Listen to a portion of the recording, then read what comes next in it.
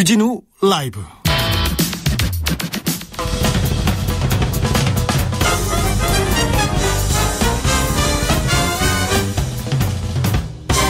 훅 인터뷰. 모두를 위한, 모두를 향한, 모두의 궁금증 훅 인터뷰. 최근에 흉기 난동 사건 계속 이어집니다. 흉악범죄 소식이 잇따르면 사형 얘기, 이 여론 다시 불거지는데요. 최근에 한동훈 법무부 장관이 사형 집행시설 점검하도록 했다, 이런 소식 나오면서 사형제도 부활되는 거 아닌가, 이런 얘기가 나오는데 전문가한테 좀 물어보겠습니다. 이용혁 건국대 경찰학과 교수, 안녕하세요. 예, 안녕하십니까? 네, 최근에 흉악범죄 계속 이어지는데 좀 경향이나 특징이 보입니까? 네, 사실 이제 그와 같은 작업을 이제 국가가 좀 실증적으로 해야 되는데. 예, 해야죠. 그래야 되는데 뭐 하지 않고 있기 때문에 제가 뭐 개인적으로 네. 뭐 러프한 뭐 평가를 해보게 되면 네. 일정한 패턴은 있는 것 같습니다. 근데 그것이 주로 이제 여성보다는 그 젊은 남성이 예. 소위 그 요일을 보게 되면 주말에 많이 발생하는 것 같습니다. 네. 그래서 이른바 뭐 불금이라고 통상 얘기하는 예. 그 젊은 남성이 그 금요일에 흉기를 갖고 전혀 면식 관계가 없는 비면식, 즉 사회를 상대로 분노를 표출하고 있다. 예. 뭐 이런 것이 지금 한 달 사이 이 흉기 예고글에서부터 실제 흉기를 소지한 사건 뭐 한 100건에서 150건으로 이렇게 추정이 되는데요. 예. 기사 내용도 대략 그런 것 같은데. 아, 그렇습니다. 뭐 그런 것에 근거를 해보면은 이것은 무슨 분명한 그 패턴이 있고 20대, 30대가 그 주요 행위자이다. 그리고 동기 자체는 자신이 겪고 있는 여러 가지 형태의 불쾌 감정을 표출하는 식으로 지금 진행 중이다라고 예. 평가합니다. 교수님이 하신 말씀을요, 제가 2000년대 중반에 일본 뉴스에서 그대로 본 것 같아요. 아, 그렇습니까? 예, 이런 패턴이 있어서 뭐 사회적으로 뭐 대책을 세워야 된다, 국가적인 대비가 필요하다, 이런 얘기를 일본 언론에서 했던 것 같아요. 일본 상황을요. 네, 그런데 그 상황이 아마 그 토리마 범죄라고 하는 아마 그것을 지금 말씀하시는 것 같습니다. 소위 거리의 악마, 뭐 그렇게 또 수사적으로 표현도 되는데, 예. 혼자 많이 시간을 보냈던 이러한 젊은 그렇죠. 사람들이 예. 이 사회의 연결고리가 없어서 그로 인한 일정한 분노 표출로 그 범죄가 상당히 창궐했기 때문에 예. 일본에서 이것을 그 중요한 국가 정책 어젠다로 그 삼아서 예. 이 사람들을 발굴해서 일정한 프로그램, 뭐 한 부분에서는 직업을 이렇게 알선하고 제공하는 프로그램, 또 플러스 또 한 부분에서는 뭔가 그 사회적 소통 기술을 이렇게 늘리는 프로그램라고 하는 것을 국가 정책으로 시행했던 것을 지금 우리 그 주진우 기자가 언급하신 걸로 생각합니다. 자, 일본의 예를 봤듯이, 그리고 최근의 경향을 봤듯이, 이거 정부에서 나서서 통계도 내고 대비도 하고 대책 세워야 되는 거 아닙니까?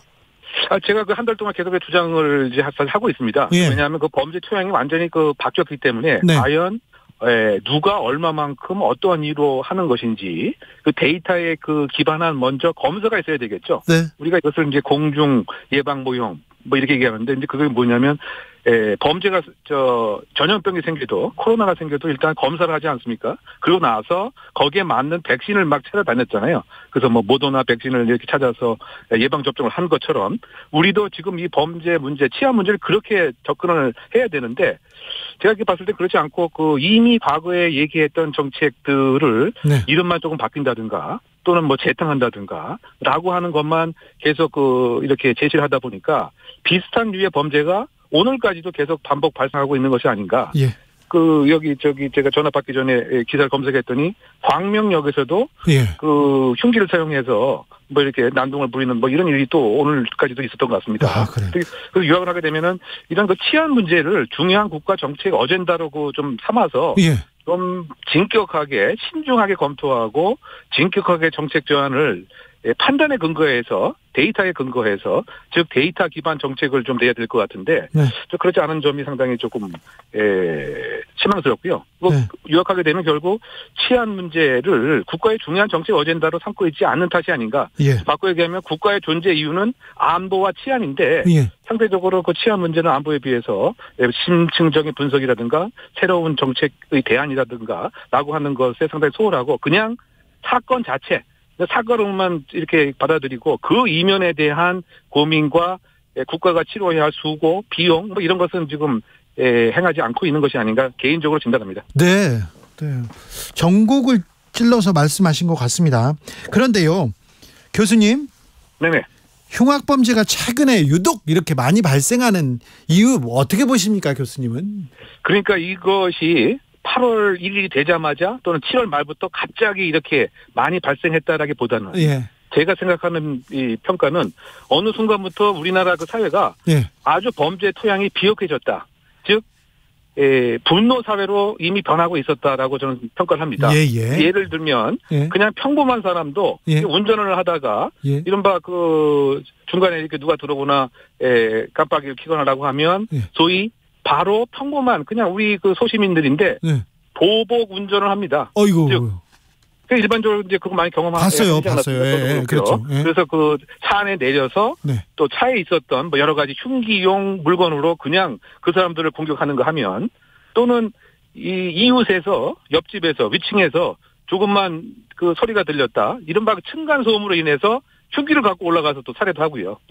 뭐 이런 것들이 어느 그 순간부터 우리 사회가 이렇게 그 분노 사회로 바뀌었기 때문에 이와 같은 비옥해진 범죄 그 토양이 사실 지금 들어서 이렇게 폭발적으로 드러나는 것은 아닌가. 그렇다 본다면 이와 같은 것의 그 대응이 경찰이 단순히 순찰만 뭐 한다든가 또는 의경을 뭐 늘린다든가 뭐 국방부에서 뭐 허락을 할까는 좀 또 다른 이슈긴 합니다만 이렇게 그 단발적으로 그 접근하는 것이 과연 적합성 있는 처방이겠느냐. 요약하게 되면은 상당한 그 분노의 불쾌 감정이 각자의 이유로 우리 사회에 축적되어 있었던 것이 지금 발생하는 한 달 이상의 흉기 난동의 근본 원인이다라고 진단합니다. 교수님, 정부 대책 좀 꼼꼼히 좀 살펴보겠습니다. 일단 한덕수 총리께서 의무 경찰 질렀어요. 소위 질렀어요. 어떻게 보십니까, 의무 경찰? 사라진 지 얼마 안 됐는데. 그것이 그 없어지게 된 그 취지 자체가 사실 이제 그 국방자원 장병 인력이 그 없었기 때문에 부족했죠. 이것이 이제 폐지가 그 되었던 것인데.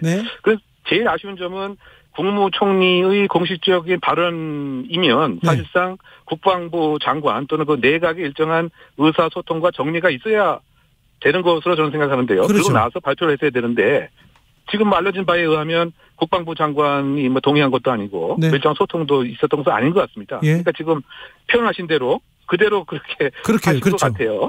그래서 지금 그 단어를 쓸 수밖에 없었어요. 질렀다 이렇게. 그러니까 말이죠. 그래서 그 부분이 현실적으로 이 장병이 없는 상태에서 과연 이제 의경이 가능하겠느냐, 부활이. 그리고 설령 의경이 부활을 한다 손 치더라도 이게 그 대한민국 국격에 맞는 치안 방법이겠는가. 왜냐하면 그 옷만 사실 그 경찰복을 입었을 뿐이지 사실상 고등학교 3학년 아니면 재수생 아니면 대학교 1학년 2학년 또는 뭐 기타 그 정도 연령의 그 청년에 불과한 것인데 그리고 교육도 뭐 한 달 남짓 받았을까 말까 한 건데 그 세계 10대 경제 대국이라고는 대한민국의 그 치안의 중요한 그 현장에서의 그 역할을 과연 이렇게 옷만 이렇게 경찰복 입은 이 10대 후반 20대 초반 이런 젊은 사람들이 하는 것이 과연 타당하겠느냐. 전문성이 과연 담보가 되겠느냐. 정말 그 현장에서 인력이 많이 필요하면 전공법으로 해야 되는 거죠. 전문 경찰관을 채용을 해서 진격한 교육을 시켜서 과감한 뭐 공권력을 뭐 사용하든 아니면 예방 프로그램을 작동하든 전문 경찰관에 그 맡겨야 되지. 지금 인건비도 상당히 그 적은 것이고요. 그럼 또 보기에 따라서는 이 싼 이런 노동력을 이용하는 것이 아니겠느냐. 이런 또 비판적 시각도 있기 때문에 이런 그 의무경찰 제도의 그 정부의 그 대안 자체는 지금 쭉 제가 얘기한 바와 같이 치안 문제를 이렇게 좀 즉흥적으로 이렇게 생각하는 또 그런 문제가 불거진 것은 아닌가 그런 평가를 해봅니다. 경찰한테 저위험 권총을 보급하겠다 이 얘기 나누는데 이 정책은 어떻게 보시는지요? 그래서 이 정책 자체가 지금 이번 사안에 받침형으로 나온 그런 그 대안과 정책이 아닙니다. 사실은 작년에 이미 이런 얘기가 나왔던 거죠. 그 근거가 됐던 것이 사실은 그 윤석열 그 대통령이 그 마포지구대, 신천지구대를 방문해서 지구대 파출소에 근무하는 영점 조정이 잘 안 되기 때문에 1인 1총기를 이제 만들어야 된다. 지급해야 된다. 그래서 경찰서 무기고에 있던 38 권총을 다 사실은 이제 지파출소에 이제 옮기는 그런 작업의 그 일환으로 이런 그 저위험 권총에 관한 얘기가 그 있었던 것입니다. 그래서 새로운 정책은 아닌데 어쨌든 이 사안이 실제적으로 현실에서 작동하기 위해선 총기만 지급하면 효용이 없겠죠. 총기만 그냥 뭐 차고 다닌다고 하면 이게 의미가 없지 않습니까? 포인트는 뭐냐? 실제로 사용을 하게끔 정부가 국가가 마련을 해줘야 되는 거죠. 예. 그런데 이름은 저위험 권총이지만 예. 실제로 얼굴이라든가 기타 그 상반신에 맞게 되면 네. 사실상 그 개인적인 신체적 특징에 따라서 치명적인 위험들도 있는 거죠. 권총이죠. 그렇다 보면 실제로 정말 면책을 국가가 허용을 해주고 경찰관이 자신감 있게 사명감에 불타서 직무 몰입을 해서 이런 공권력을 과연 사용할 수 있겠느냐? 네. 아니면 이 역시 그냥 지급했으니까 그냥 그 소지하고 다니는 것에 그치겠느냐. 네. 그래서 이 문제도 제가 지금 말씀드린 네. 면책에 관한 인프라도 함께 병행이 돼야 되고 네. 조직 문화도 네. 수동적 회피적 문화가 아니고 경찰 조직이 네. 적극적으로 임하는 능동적 문화가 함께 병행이 돼야 효용성이 있지 않을까 생각합니다. 그렇죠. 저 권총만 보급한다고 해서 이게 되는 건 아닌 것 같아요. 제가 경찰 기자 때요. 저기 지구대 이렇게 취재 갔는데 권총은 쏘는 게 아니라 던지는 겁니다. 그렇게 하면서 이걸 그 쏘았을 때 이런 그 면책 범위 뭐 이런 거에 대해서 굉장히 좀 복잡해가지고 어려웠는데 그 부분을 좀 풀어주고 얘기해야 될 텐데 그런 생각도 듭니다. 그런데요, 흉악범죄 늘면 늘수록 사형제 얘기가 나오거든요. 국민들은 사형제에 조금 찬성하는 입장이 좀 높습니다. 한동훈 법무부 장관이 사형제에 대한 얘기를 이렇게 살짝 꺼냈어요. 가석방 없는 무기징역 도입도 제시했고요. 교수님은 어떻게 보십니까? 그런데 이 두 가지를 좀 분리해서 뭐 생각을 해보게 되면 네. 어떤 측면에서 보게 되면 그 1997년부터 지금에 이르기까지 그 법무부 장관이 사실상 직무 유기를 하고 있다. 라고 평가를 할 수가 있습니다. 어떤 부분이요? 형사소송법에 의하면 대법원에 의해서 사형이 이제 확정되고 나서 6개월 이내에 사형 집행 명령을 해야 한다라고 규정되어 있습니다. 할 수 있다가 아니고 해야 한다라고 되어 있는 거죠. 그럼에도 불구하고 명령 발동하지 않은 거죠. 뭐 김대중 대통령 재임 이후에는 뭐 사형 집행이 없었습니다. 네, 그렇죠. 왜냐하면 명령을 발동하지가 않았기 때문에. 네. 그래서 그 뭐 일부 또 시각에서는 아예 이 규정을 더 명확하게 반드시 명령을 해야 한다라고 바뀔 필요가 있다라고도 뭐 얘기를 하고 있는 것인데요. 네. 근데 어쨌든 지금 법무부 장관들이 흉악범들이 있었을 때 이 교정시설 중 사형 집행을 할 수 있는 곳에 항상 현장 점검을 한다라고 하는 이런 그 행위들을 그 해왔습니다.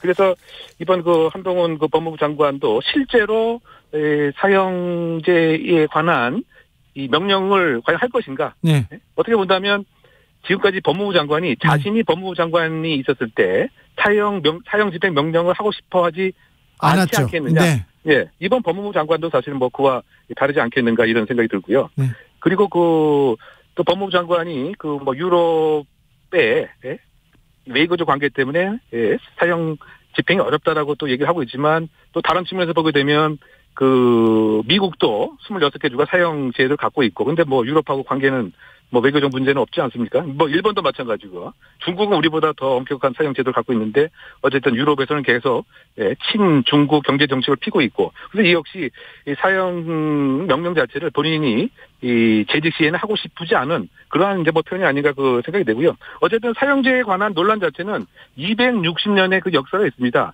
즉 바꿔 얘기하면 범죄 예방 그 효과가 있느냐에서부터 또 혹시 그 오판의 그 가능성은 있느냐 또 기본적인 그 인권에 관한 것에 근본적인 가치 훼손이 아니냐 뭐 등등의 논란이 계속 있는 것이죠. 그런데 어쨌든 우리나라는 지금 79%가량이 사형제를 환영하고 심지어 90%는 흉악범은 사형 집행을 해야 된다라고 하는 이제 뭐 입장이기 때문에 설령 뭐 다음 주에 사형 집행을 한다라고 하더라도 사실상 뭐 어떤 헌법에 반하거나 법률에 반하는 뭐 이런 문제는 아닌 것 같습니다.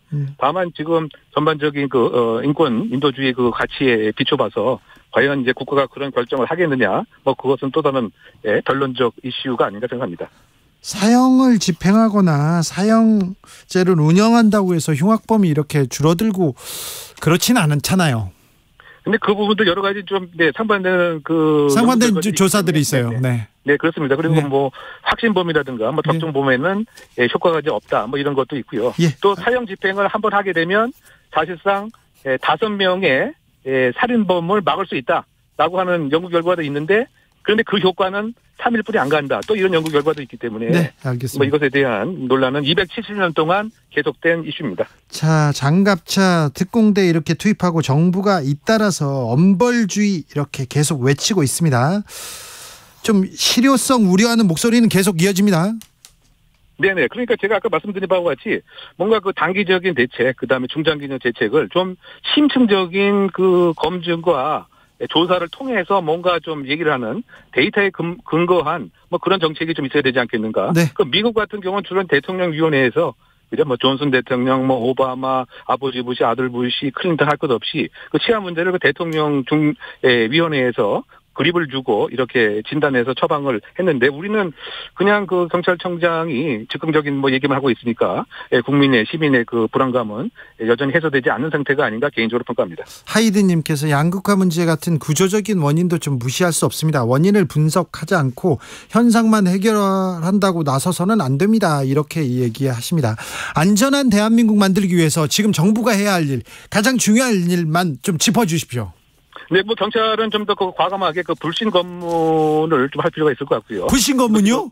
네네. 불신 검문 법제도가 좀 허용을 해줘야 되겠죠. 왜냐하면 지금 뭐 여러 가지 흉기 소지해야 된다, 소지 금한다, 뭐 너클 불법 무기로 만든다 이렇게 뭐 한들 그 갖고 다니면 이제 의미가 없지 않습니까? 그렇다고 본다면 이것을 사전에 찾아서 이렇게 압수를 하는 이런 제도가 있어야 되는데 우리는 사실상 이 경찰관 직무집행법에 제가 지금 말씀드린 대로 그렇게 하게 되면 이것이 불법이 되기 때문에 네. 이것이 뭐 한계가 있는 거죠. 예. 이런 것도 좀 뜯어 고칠 필요가 있고요. 그리고 가장 중요한 것은 각 지역에서 맞춤형 그 범죄 취약에 관한 네트워크를 빨리 만들어야 될 것 같습니다. 통계 빨리 구축해야 될 것 그렇죠. 같아요. 지방정부 또는 필요한 경우 정신보건기관, 뭐 경찰, 학교, 아마 시민단체 또 지역의 일정한 역할에 있어서의 중요한 그 어르신 뭐 등등의 네트워크 중심의 치안 정책의 적극적인 패러다임도 빨리 이루어야 되지 않나 생각합니다. 알겠습니다.